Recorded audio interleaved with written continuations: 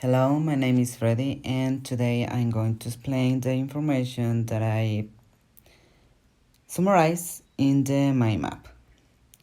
Well, the topic of the mind map is language attrition and forgetting. In first place, there are the components of remembering. The first concept is encoding. Encoding refers to the process of acquire new information, new knowledge.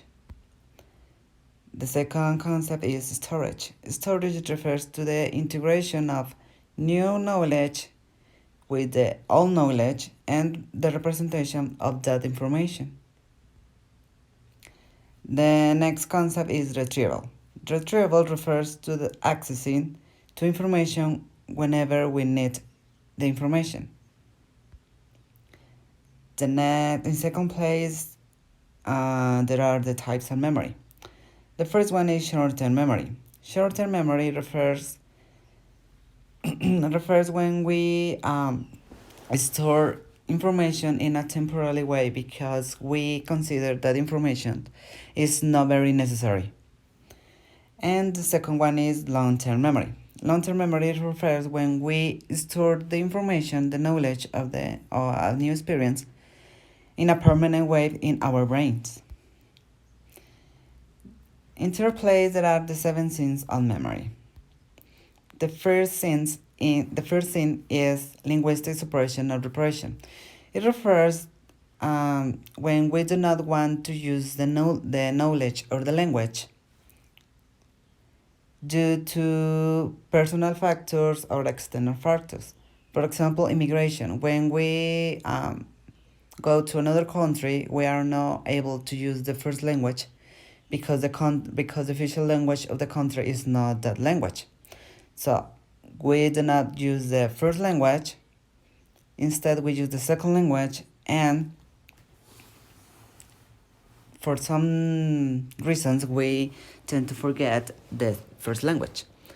Another one is prohibition. When family doesn't allow you to use the language. The next one is linguistic distortion. In this concept, in this theory, in this scene, there are two main ideas that are referred to this concept. The first one is convergence.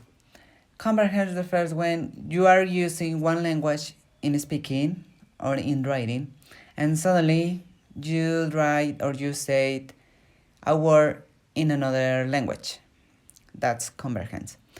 And universal grammar, it refers that some people may have difficulties at the moment of utilizing the language due to the fact of the principles and the parameters of universal grammar. The next concept is language decay. Language decay refers when, for example, old people versus young people. Old people tends to forget easier some concepts or some ideas or some information due to the fact that they do not use that information constantly.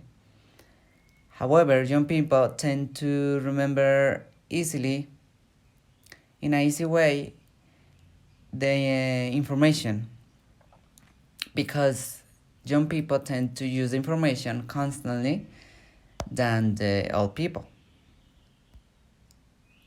The next one, is language retrieval, slowdown, and failure. It refers to productive skills and receptive skills. In this case, language may be forgotten due to the fact that some people may have difficulties with the productive skills rather than the receptive skills. The next is linguistic interference. In this case, in case of people that have two languages, that speaks two languages, there is a competition between the two languages because both of them are competing for the cognitive resources, of the brain. The next concept is cue-dependent language retrieval. It refers to external environment, the context, the situation, the people in which the people is surrounded, in which he or she acquires the language or the new information. Also, it depends in the internal state or the mood. For example, if he or she is happy, sad, or if he or she has a personal problem, he is not going to acquire the knowledge of the language in a successful way due to that factor that is affecting the learning. The next one is language as a dynamic system. In here is as the same as, for example, one person may have two languages. So there are mutual interaction between the two languages.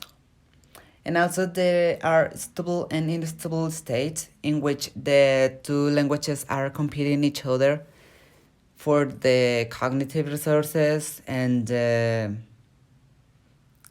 usage. And one language affects the other one. The next topic is the theories about forgetting. The first one is repression and suppression. It refers to avoiding recall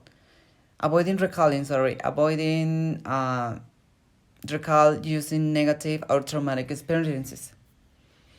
Because, for example, one person didn't learn a grammatical structure in a good way. So the person is avoiding to use that grammatical structure due to the fact that he or she didn't acquire it in an effective way. The next one is distortion. Distortion refers to information stored is altered and restructured unconsciously because every single day we are learning something new. So the old information that is already stored in our brains is altered by the new information. The next one is interference. There are two processes involved into this concept. The first one is retroactive inhibition. That refers to information acquired at a later point in time can block information acquired earlier. And then the proactive inhibition. Past information can block the recalling of new information. The next theory is decay. It refers to information declines due to the lack of using information. Easy.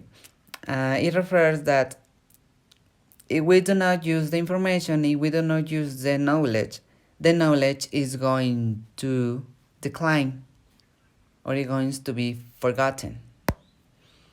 The next one is retrieval, slowdown, and failure. It refers to decreasing activation levels in neurons and processing units. Retrieval, slowdown, and failure is related to decay. But retrieval, slowdown, and failure refers to the fact that the neurons are not activated because the information is not being used. So the neurons are not activated. As a consequence, the knowledge is going to be forgotten. The next is cue dependency.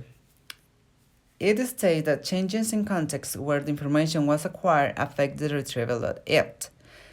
For example, when we acquire a grammatical structure or a new topic in English, we learn it in a very specific context, with a very specific context. If we change that context, the information may be affected or may be forgotten because it's not the same context the same context in which we learn it. The next one is interaction and dynamic systems. The same, one language may affect the other one. And that's it. Thank you so much.